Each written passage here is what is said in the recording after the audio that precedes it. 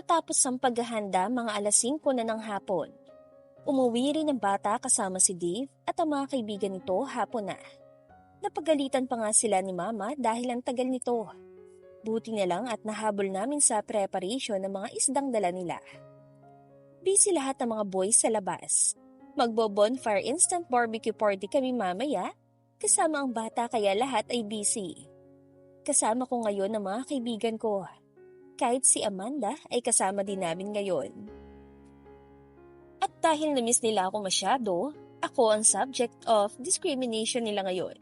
Mga bully kong kaibigan. Yun nga girl, hindi nadiligan itong kaibigan natin. Umpisa ni Agatha na binuntutan ng tawa ng lahat. Napairap ako sa kanila dahil alam kong mamaya pa sila titigil kakabuli sa akin.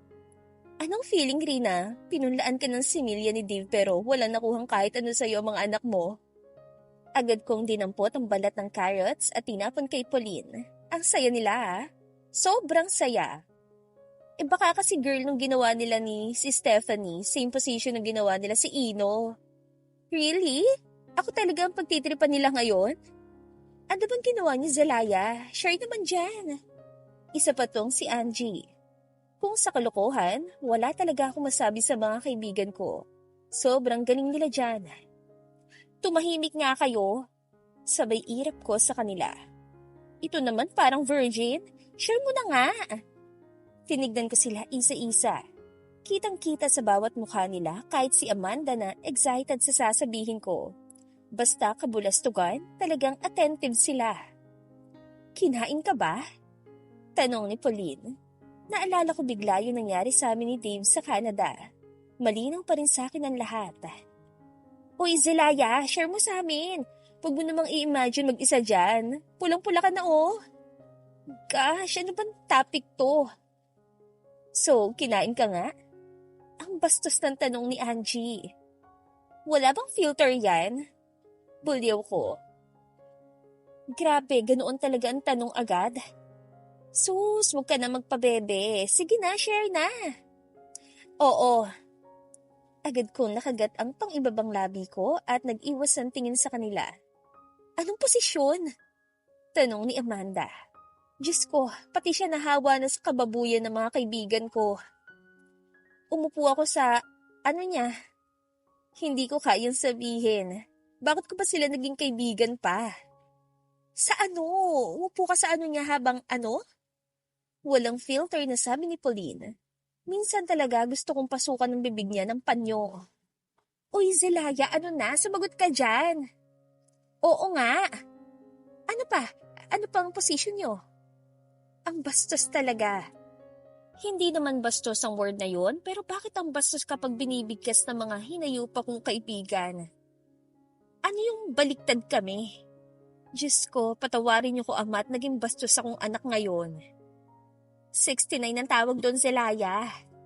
Sagot ni Agatha at agad silang nagtawanan lahat. Tumigil na nga kayo. Nakakahiya tong pinag-uusapan natin. Pulang-pula na nga ako ngayon dahil dito. Tumahimik ka nga, Zelaya. Huwag kang pabebe dyan. Sagutin mo na lang kami. Bakit ako pa? I-share nyo kaya yung experience nyo. Sabi ko. Later, mas detailed pa pagkatapos ng sayo. Halos himatayin ako sa sagot ni Angie. Anong klaseng mga tao ba tong kaibigan ko? Masarap ba? Napatingin ako kay Agatha. Napadila pa ito sa labi niya. Yucks! Hindi ko kayang ma-imagine ang tumatakbo sa isipan niya. Ang ano? Yung lollipop, Ri? Sabat ni Pauline. Lollipop? As far as I know, masarap ang lollipop. Yes, my flavor sagot ko. We're not referring to candy here. We're referring to Dave's friend. Alam ko, mga busy talaga to sila. Nililis ko na nga ang topic Hoy, malaki ba? Naalala ko bigla ang lollipop ni Dave. Matagal ko na palang hindi nakikita yon. Malaki. Sobrang laki. Oo. Mahaba? Naalala ko ulit yon. Mahaba rin. Malinaw na malinaw sa akin lahat at oo, maugat nga. Oo. Hello girl, ang swerte mo naman. Magaling ba sa kama? Tuwang-tuwa pa si Angie habang sinasabi yon. Nakakaswerte pala yon. Kung pulang-pula na ang mukha ko kanina, please, mas nag-init na ngayon. Yeah, nahihiyang sagot ko. Hala girl, ang virgin na kaibigan natin noon nakabingwit ng malaking jumbo hotdog oh. Humalakhak ng todo si Amanda sa sinabi ni Angie habang ako naman ay nasapak siya na ikinaaray niya. Pwede ba piliin mo yung choice of words mo? Ang bastos talaga ng bunganga mo. Huwag ka nga dyan. Pasalamat ka, ikaw ang laking ass nakapasok dyan sa pechay mo. Satisfied ka ba? Diyos ko, kailan ba sila titigil dito? Satisfied pinagsasasabi mo. Sige, ito na lang. Tumirik bang mata mo nung nagtsuksyakan kayo? Parang gusto ko na lang magpalamon sa lupa sandali at pawala sa paningin ko itong mga kaibigan ko. Ay, wag mo na sagutin girl. Klaro na sa mukha mo ang sagot. Dagdag ni Angie. Akmang kukurutin ko sana siya nang napukaw ang atensyon namin sa lalaking dumating. Hi girls, pwede ko bang mahiram sandali ang asawa ko? Napapikit ako nang maramdaman ang bahagyang pagkurot ni Agatha sa tagiliran ko. Oh sure, sa'yo na siya. Huwag mo nang ibalik sa amin. Natawa silang lahat sa sinabi ni Angie. Mahal nga talaga nila ako. Lumapit si Dave sa akin at hinalikan ako sa labi sa harapan nila. Sandali lang pero yung epekto sa akin ay sobra na. Nagtilian pa sila sa likod ko. Parang mga teenager. We're in fact, mga gurang na. Dinala ako ni Dave sa likuran ng bahay nila. Hindi ko alam kung bakit at anong pakulo niya. Basta, sumama pa rin ako. Since ang bata ay nandoon kina mama at papa. Saan tayo pupunta? Tanong ko sa kanya. Hawak niya ang kamay ko habang binabaybay namin ang daanan na maraming damo. Basta, huwag ka lang bibitaw. Anya. Hindi naman talaga ako bibitaw. Pangako yan. Hindi ko na siya bibitawan kahit siya pa mismo ang magtulak sa akin palayo. Hindi nagtagal ay nakarating kami sa pupuntahan namin. Noong una, ko palang nakita ay isa lang ang masasabi ko, paraiso. Sobrang ganda ng lugar. May falls, enchanted. Hindi ko akalain na may ganito sa isla. Ang ganda, Dave! Halos hindi ko mailayo ang paningin ko sa tanawin. Madilim na kaya yung mga fireflies ay nagsisilatawa na. Dahil rin sa mga technology na nilagay nila, hindi kalayuan, nagmumukha lang itong bituin sa lupa. Sobrang ganda talaga. Rinig na rinig ko ang pagbagsak ng tubig. Ang malamig na hangin na yumayakap sa akin. Ramdam na ramdam ko ang presensya ng buhay isla. Nang tignan ko si Dave ay nakangiti itong nakatingin sa akin. Sobrang ganda. Aniya habang nasa akin pa rin ang paningin niya. Nagsimulang kumabog ang puso ko. He never failed me to feel this to him. Yung tipong sa lahat ng bagay, sa lahat ng gawin niya, malaki man o maliit, may epekto sa akin. Sa kanya ko naramdaman lahat. Lahat ng emosyon. Sa kanya ako masaya. Siya ang tirahan ko. Siya lang at wala ng iba. Ang lalaking gusto kong makasama sa buhay, ang lalaking ama ng mga anak ko. Ngumiti ako sa kanya. Sobrang saya ko. Ramdam ko siya. Ramdam na ramdam ko siya. Lumapit ako sa kanya at agad na ipinilupot ang mga kamay sa leeg niya. Umawak siya sa bewang ko habang nakatingin sa mga mata ko. Tumingkayad ako para maabot ang labi niya. Dampi lang ang ginawa ko ngunit ramdam ko ng kung ano man ang sabihin o gawin niya sa akin ay papayag ako. Kung ano mang utos niya sa akin ay susundin ko. Ang mahalaga ay akin siya. Akin ka lang. Mahinang bulong ko habang nakatingin sa kanya. Seryoso ako at alam kong kitang-kita sa mga mata ko ang determinasyon na angkinin siya. Sa'yo ako, babe. Sayong-sayo. Hindi man akong unang minahal niya. Sisiguraduhin kong ako lang ang una at ang huli. Siguraduhin mo lang na akin ka, Dave. Puno ng pagbabantang sabi ko sa kanya. Pangako yan. Paos sa sagot niya habang puno ng pagnanasa ang mga matang nakatingin sa akin. Hindi ko masisisi si Leah kung bakit siya nagkakaganyan sa'yo. Alam mo kung bakit? Bakit? Lumapit ako. Kumapit ang husto sa kanya. Inilapit ang labi sa tenga niya at bumulong. Dahil kahit ako, nababalik na sa'yo. Sa sinabi ko, para kung pinutol ang tali ng pasensya niya. Agad niya akong hinarap at sinunggaban ng halik. Mapusok, mainit, at mapanghanap ang mga halik niya. Malayong malayo sa maingat na halik na pinagsaluhan namin noon. Pero gusto ko to. Sinuklian ko ang intensidad ng mga halik niya sa akin. Kumapit ako ng husto sa kanya. Pinulupot ko ang mga binti ko sa bewang niya habang siya'y nakasuporta sa akin para hindi kami matumba. Bumaba ang halik niya sa leeg ko. Napatingala ako at naghabol ng hininga. Pinagsawa niya ang kanyang labi sa leeg ko. We started because of lust. We all know that I'm not his first love, that I am the present and I intend to be his last love. If I'm going to give a title to our story, I think alam ko na kung ano. I'm going to name it The Last Love.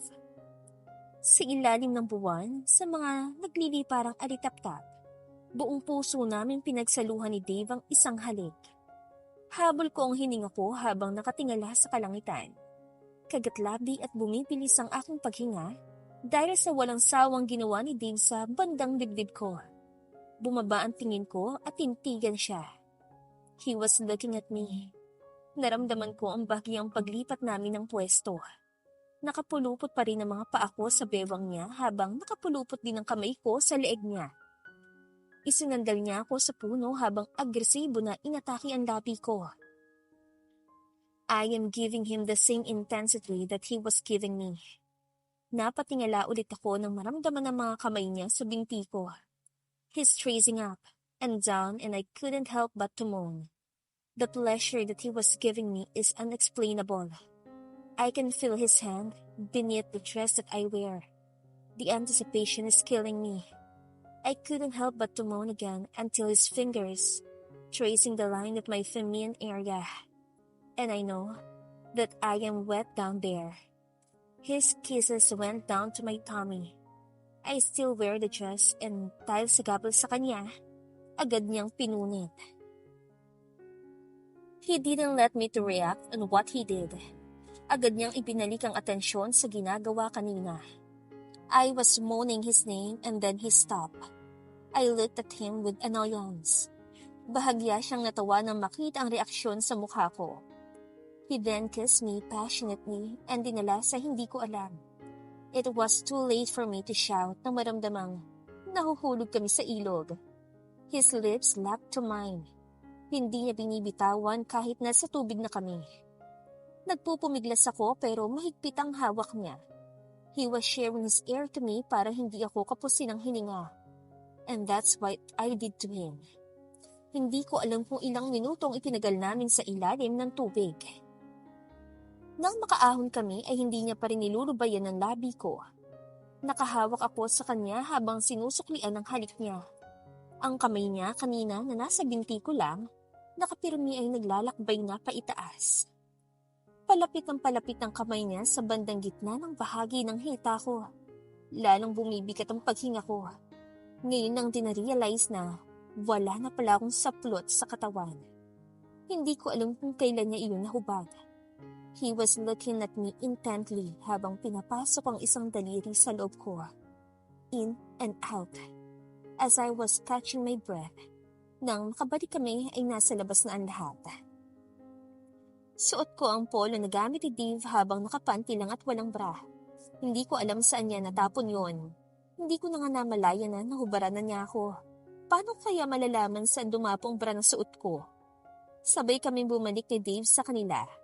Basa kami pareho at sabay din silang napatingin sa amin. Bahagya akong nahiya nang makita kung paanong minisiyan ng mga kaibigan ni Dave si Dave habang nagkikika naman yung mga baliw kong kaibigan. Yun si Kael. Talagang tinutokso niya si Dave. Alam kong alam nila kung ano ang ginawa namin kanina kaya kasing pula ko ng kamatis ngayon. Loko-loko, natawang sabi ni Dave. Bumaling siya sa akin at tinignan ang kabuuan ko mula ulo hanggang paa. Bumalik ulit ang pagnanasa niya sa mga mata na ikinapula ko. So damn short. Wait here babe, I'll be back. Aniya at pumasok sa loob ng bahay. Kinawayan ako ni Agatha na pumunta sa kanila kaya dahan-dahan ako naglakad para puntahan sila. Naroon pa rin ang mga ngisi sa mukha nila. Bagay na parang ayoko nilang tumuloy. Hinanap ng mga mata ko ang mga magulang ni Dave. Nang nakita ko sila ay kasama nila si Snow at Stephanie at kasama naman ni Papa sina Ino at Oceanie. Nang makalapit ako sa kanila ay tinadtad nila ako ng chika. Sa kabilang grupo kasi nandoon ang mga boys. They are cooking the barbecued fish na nakuha nila kanina. Bale, we are divided into two groups, the men and we, the ladies. Nadiligan ka no? Bungad nila sa akin. Hindi naman ako sumagot. Nahihiya akong sagutin sila. Dahil sa pananahimik ko, they perceive it is a yes. Bigla silang nagtilian kaya napatingin ng mga boys sa amin. Awkward akong ngumiti dahil sa kagagawa ng mga kaibigan ko. Kwento ka, girl. Imbes na sundin sila, ay kumuha ako ng hotdog na nasa puno ng saging na nakatusok at kinain. Ay girl, wild siguro no. Nagutom yung friend natin eh. Halos mabilaukan ako sa mga sinasabi nila. Oo girl, ano kaya nangyari sa Drenzelaya? Naging instant closet yung forest eh. May damit sa forest, Elaya? Pangalas ka ng lahat. Tinalikuran ko sila lahat. Kaharap ko sina Kael, Diego at Ben na nagpapaypay sa barbecue na niluluto nila. Oo nga girl, nawala yung polo ni Dave. Baka may bear doon at pinunit ang dress niya. Dugtong ni Angie na binuntutan ng tawa ni Amanda. Humarap ako sa kanila. Naging kamatis ka girl. Masarap ba? Hindi. Hindi masarap yung kinakain mo ngayon? Yung hotdog ba? Tanong ko. Hotdog lang naman ang kinain ko ngayon. Bakit? Anong hotdog bang gusto mong tukuyin natin? Biglang pumasok sa isipan ko ang hotdog, yung ano ni Dave. Nahahawa ako sa kalokohan ng mga kaibigan ko. Tigilan niyo na nga ako. Kunwaring nagtatanong sabi ko. Anong nangyari sa dress mo girl? May burn na doon? Hindi ko alam kung seryoso si Pauline o inaalas ka niya lang ulit ako. Walang bear doon. Wala pero may ahas. Pumasok ulit sa isipan ko ang ano ni Dave. Lumayo ka demonyo please. Babe, ay ahas. Nasabi ko dahil sa gulat. Narinig ko lahat ay nagtawanan. Pati sila mama at papa ay natawa rin sa sinabi ko. Ahas pala ha? Natatawang sabi ni Pauline habang nakatingin sa akin. Nang palingan ko ng tingin si Dave ay nakataas ang sulok sa gilid ng labi nito. Sinamaan ko siya ng tingin. Kaya nauwi sa tawang pilyong ngiti niya kanina. Nakakainis ka, sabi ko. Naiinis talaga ako sa kanya. Really? Anya. Kinuha niya ang towel na nakasabit sa balikat niya at ipinulupot sa akin. Pagkatapos ay tinignan niya ako. Nandoon ang pagkamangha sa mga mata habang nakatingin sa akin. You look sexier when you're mad.